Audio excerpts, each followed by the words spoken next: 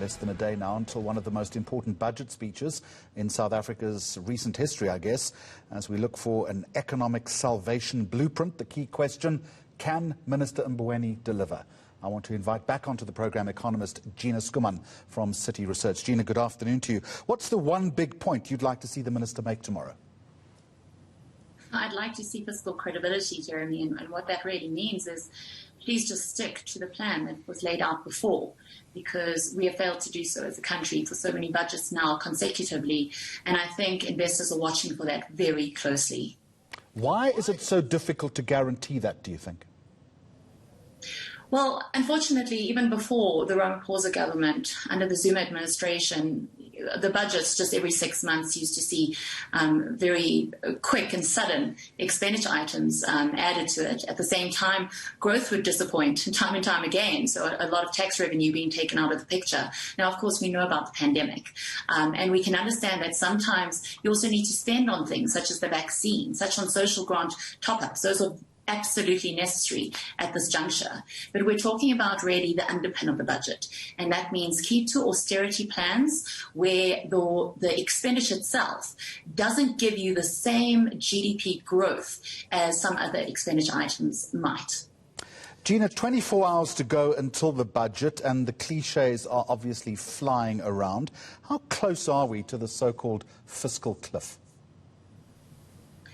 It's difficult to define what a fiscal cliff is. I mean, whether it's a liquidity crisis or a solvency crisis, it's really just, I think, for the man on the street, it would be when the currency really starts to depreciate in a very big way, when a budget is presented and South Africa looks like it can't borrow any more money, to put it very simply.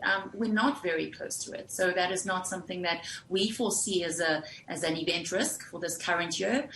Even tomorrow, we actually are expecting the revenue take for the last fiscal year to be less bad than what Treasury thought it would be back in October last year. So things aren't as bad as Treasury thought it would be, but still, if we can't fix our growth problem in South Africa, believe me, the years of 2022, 2023 are going to be quite a hairy ride. Gina, there's one big angry elephant in the room, and that's Treasury's ability to implement, or not implement, I guess, wage savings in the public service, a figure of around 300 million rand. How does he deal with that?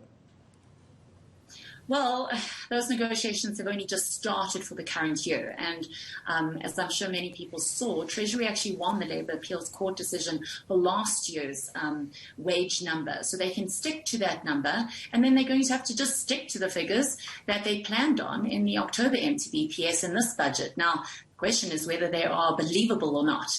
And we're going to have to see how those negotiations go, which will string us along until we get to the October MTBPS later on this year.